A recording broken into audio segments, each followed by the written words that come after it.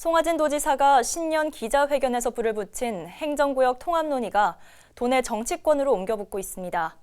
특히 내년 지방선거를 앞두고 올 한해 계속해서 뜨거운 감자가 될 전망인데요.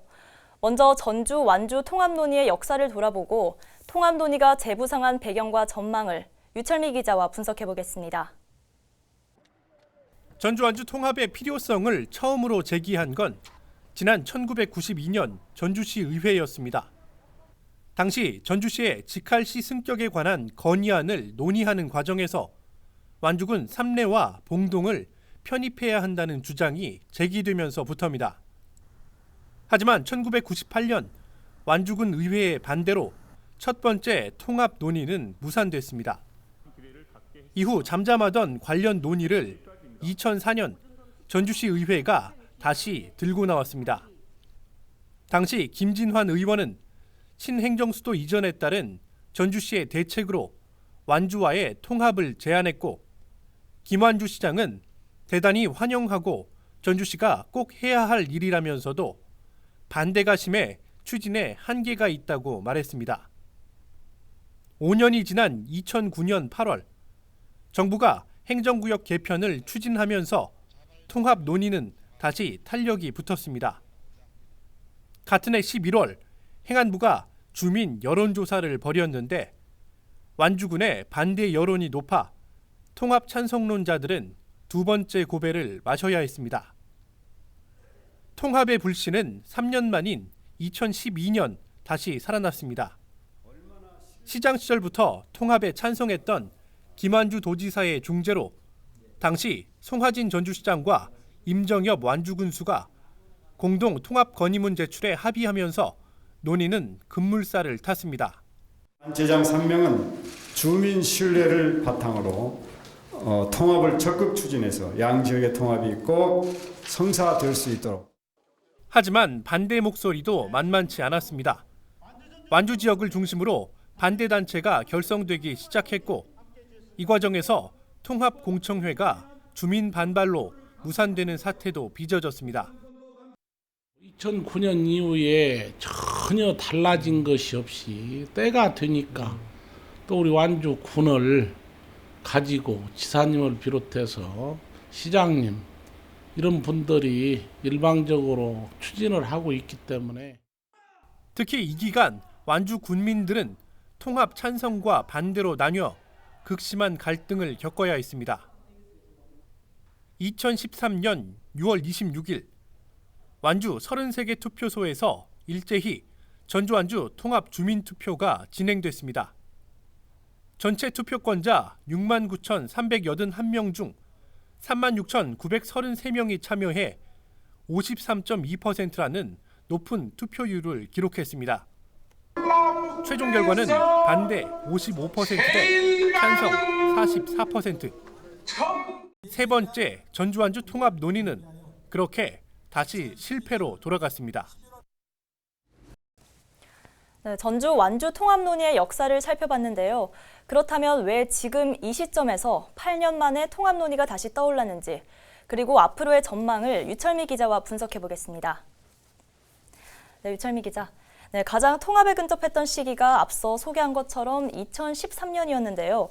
결국 완주 군민의 반대로 무산이 됐었는데 8년 만에 이 논의가 다시 수면 위로 떠오른 건 어떤 배경이 있을까요? 네, 먼저 크게는 지난해부터 시작된 광역시도 간 행정구역 통합 논의에서부터 촉발됐다고 볼 수 있습니다. 자, 광역권 행정통합은 전남과 광주, 대구와 경북, 그리고 대전과 세종을 포함한 충청권역 등 전국적으로 논의되고 있는 상황입니다. 자, 이른바 각자 도생으로는 수도권 중심의 대한민국 지형에서 살아남을 수 없다고 판단한 광역시도가 덩치를 키워서 경쟁력을 확보하겠다는 셈법인 겁니다. 말씀하신 그곳들의 공통점은 광역시도가 통합한다는 점인데요. 전라북도와는 사정이 좀 다른 것 같습니다. 네, 그렇기 때문에 더 위기를 느끼는 겁니다.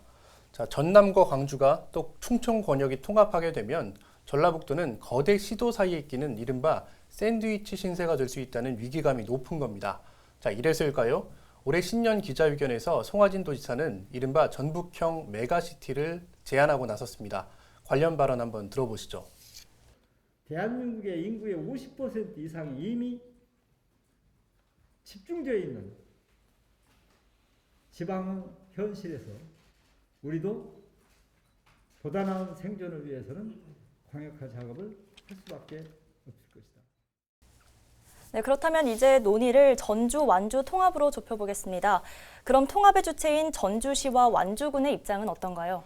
네, 김승수 전주시장과 박성일 완주군수 모두 주민의 뜻이 중요하다는 아주 원론적인 입장을 내놨습니다. 하지만 발언의 뉘앙스는 조금 달랐는데요. 자, 두 단체장의 이야기를 차례로 들어보시죠.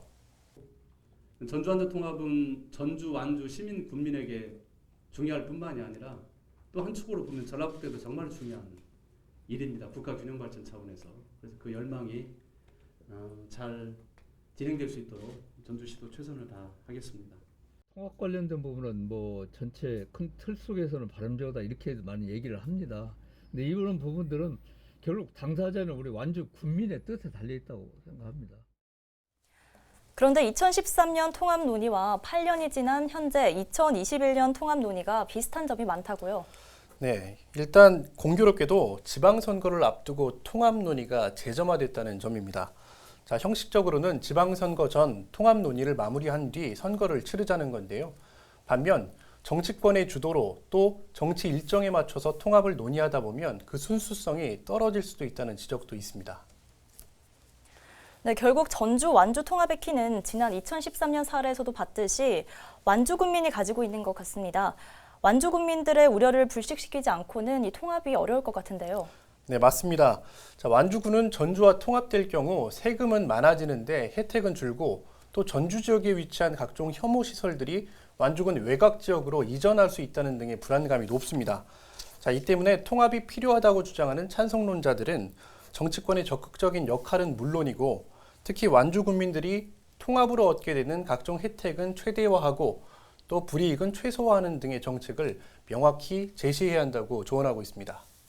지난 2013년 통합 논의 과정을 다시 돌이켜보면 갑작스러운 단체장들의 통합 드라이브는 결국 주민 간 갈등과 반목이라는 상처만 남긴 채 실패로 돌아갔는데요.